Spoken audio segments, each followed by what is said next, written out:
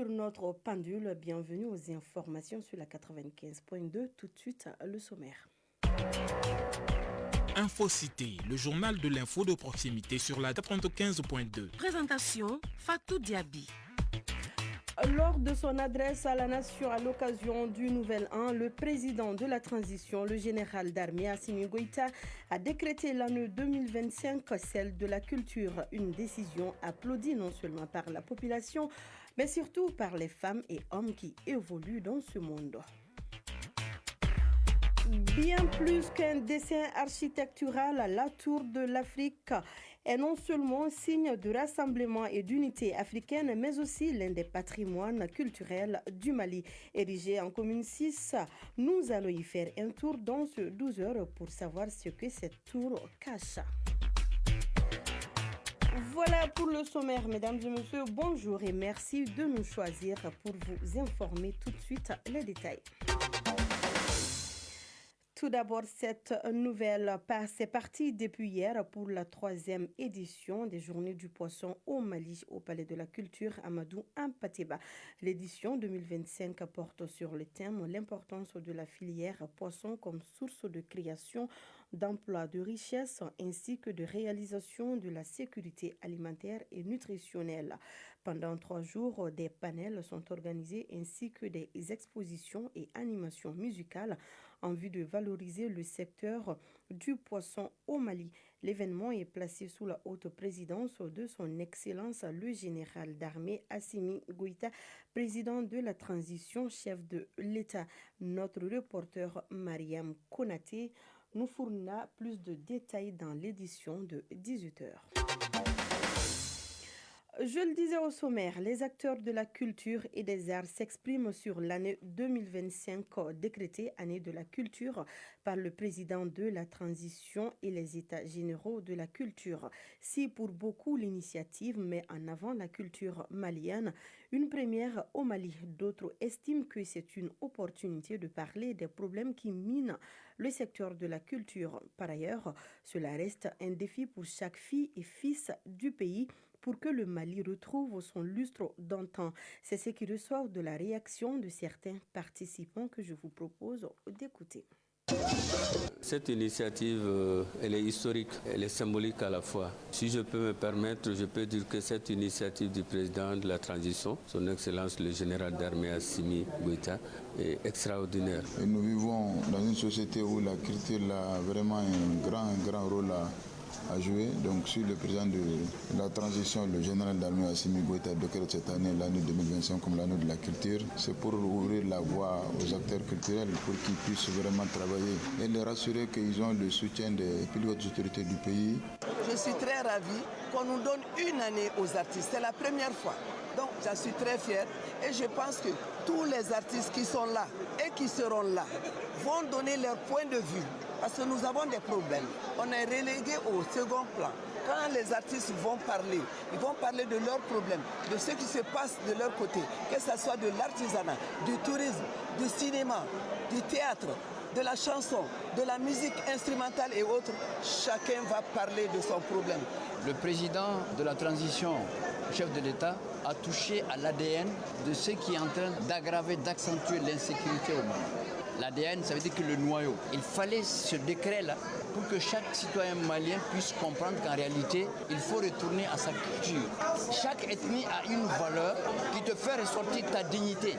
Et lorsque ces valeurs-là sont mises en exergue, personne ne peut faire du mal à l'autre. Donc le président, en décrétant l'année 2025, année de la culture, a mis les Maliens devant leurs responsabilités culturellement. Faire l'année 2025 une année de la culture, c'est un appel à tous les professionnels pour que nous essayons de travailler ensemble pour que le Mali retrouve son aura d'antan. 12 heures passées de 5 minutes, puisque l'on parle culture, et bien on continue avec l'ouverture du festival Sport on Mali à la Maison des Jeunes de Bamako. Alors, rendez-vous ce vendredi soir et l'événement culturel prendra fin demain samedi.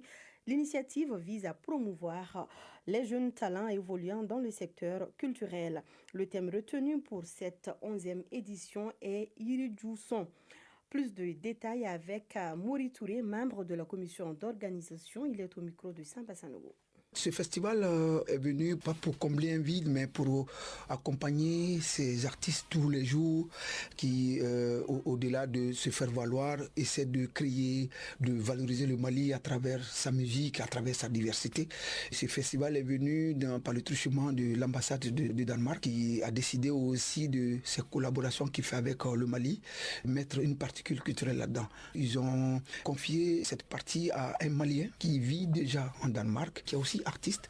On lui a confié un peu ce festival qu'on appelle Spot on Mali, qui est un projecteur sur les jeunes artistes maliens. L'idée est que chaque année, on donne l'opportunité à des jeunes artistes maliens de prester et on voit là-dedans ceux qui sont bons, ceux qui peuvent faire des collaborations, aussi même qu'on peut aider à aller du côté du Danemark et des pays scandinaves pour continuer leur carrière et les former. Au menu, c'est qu'on a 2 jours de concert, vendredi 10 janvier et samedi 11 janvier. Je suis hyper content parce que chaque année maintenant, c'est un peu le premier festival qui ouvre un peu la saison des festivals au Mali. Il y en a pignon sur rue et on est extrêmement content parce que cette année va un peu avec cet élan que le gouvernement vient de prendre, qui est l'année de la culture. On est extrêmement content que c'est nous qui ouvrons le bal un peu de cette année de la culture. On espère que ça va être une vraie année de la culture. Donc les activités, c'est les showcases que nous avons vendredi et samedi, Maison des Jeunes. C'est un festival qui est gratuit, qui est ouvert.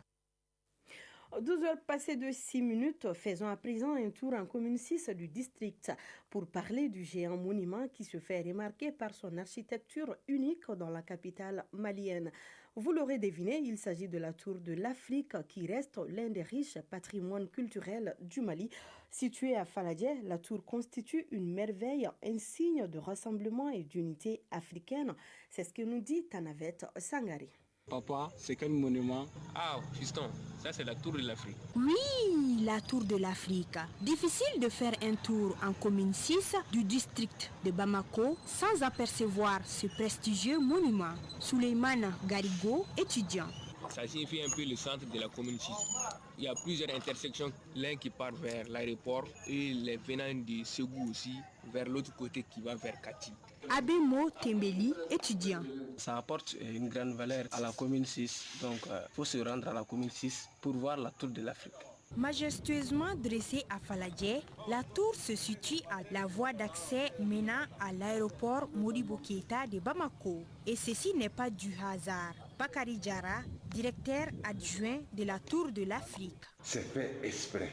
Les carrefours, les croisements ont une importance capitale dans la culture africaine. C'est le lieu de prédilection de beaucoup de choses.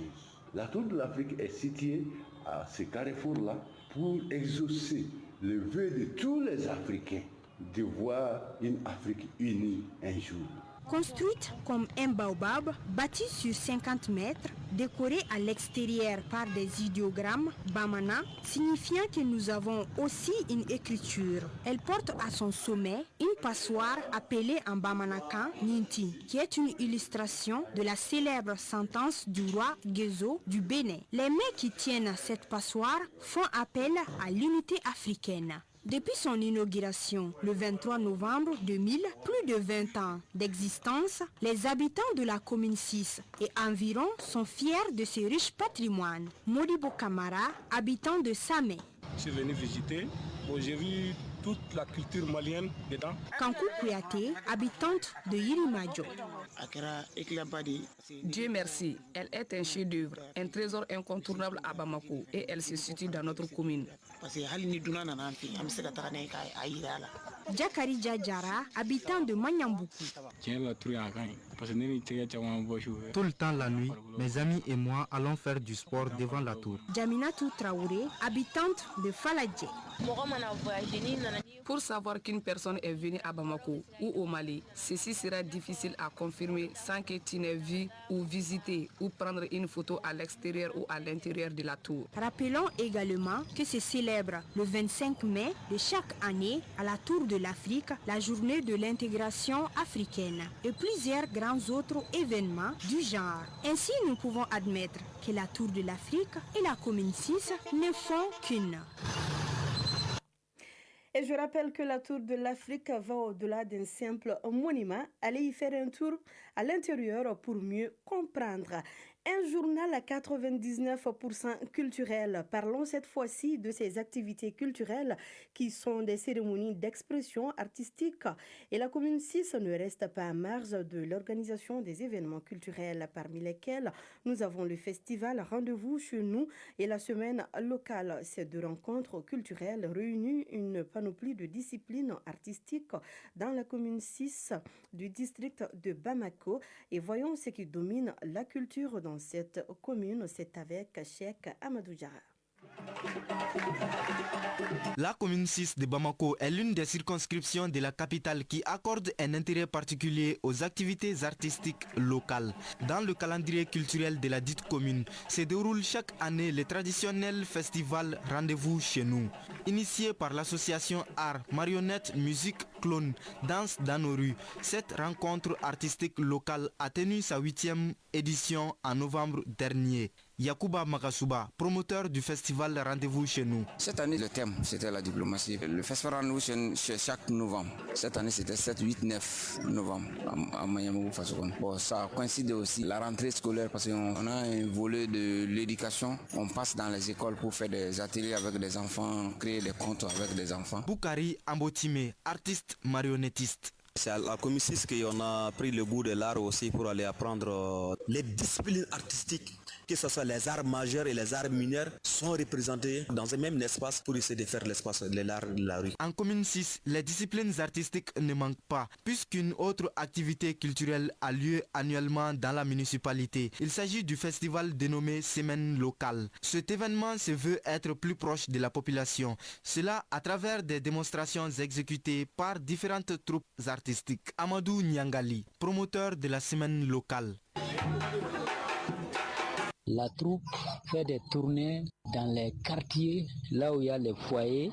On fait des prestations, les ballets, les cholos, chœurs, orchestres. Tout ça, là, nous, on fait ici en commune 6. L'émission culturelle sur nos coutumes traditionnelles d'Ambedo. On fait l'émission sur ça. On invite des vieux. Ces instants de loisirs culturels sont surtout organisés au profit de la jeunesse. C'est là pour leur permettre de découvrir en profondeur leurs multiples expressions artistiques de la communauté, comme l'indique Sori Ibrahim Sidibé, président de la jeunesse de Mayambougou. Les jeunes participent à la création et à l'animation de festivals, de concerts, compétitions artistiques et culturelles qui mettent en valeur nos traditions. Les jeunes jouent un rôle actif dans la préservation et la transmission du patrimoine culturel. La mairie de la commune 6, à travers son département jeunesse, sport, art et culture, accompagne les activités culturelles de sa localité sur plusieurs plans. Aliou Sango, chef service jeunesse de la mairie de la commune 6. Pour préparer la biennale artistique et culturelle,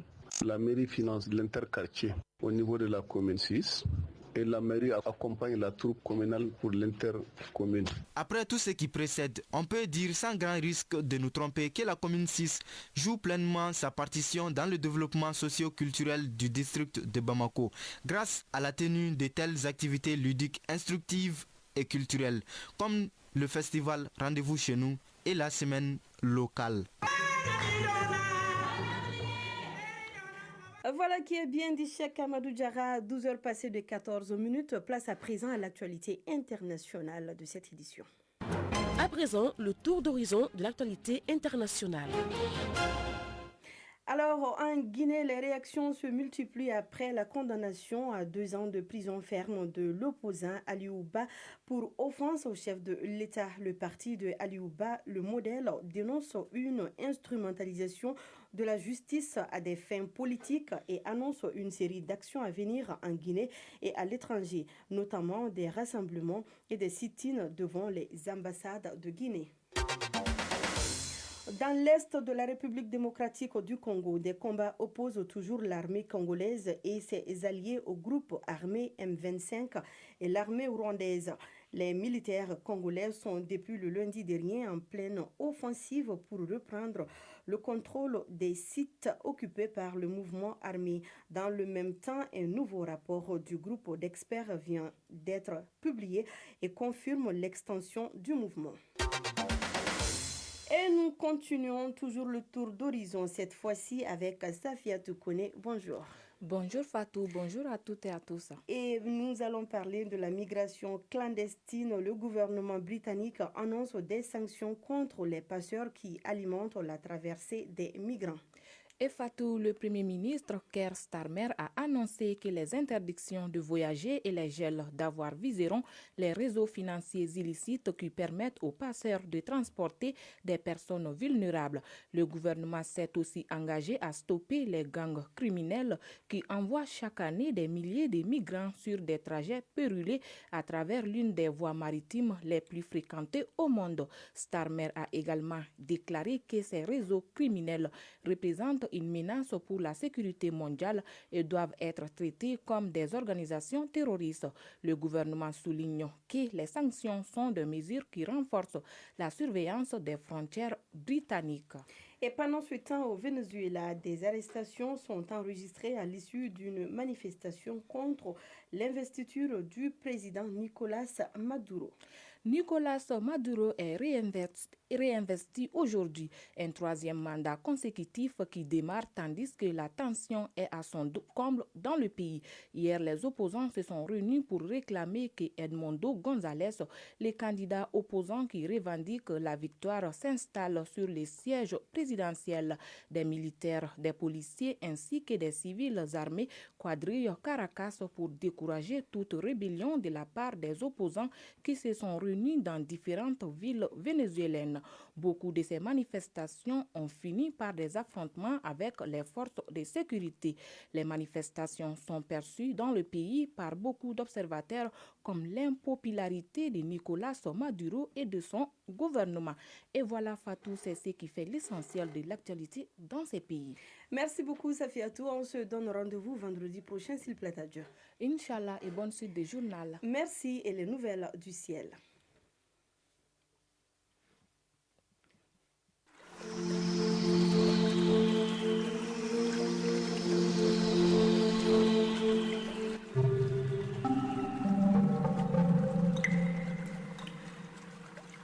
Pendant que notre horloge affiche 12 heures passées de 17 minutes, le thermomètre lui affiche sur Bamako et environ 29 degrés Celsius. La maximale sera de 32 degrés Celsius.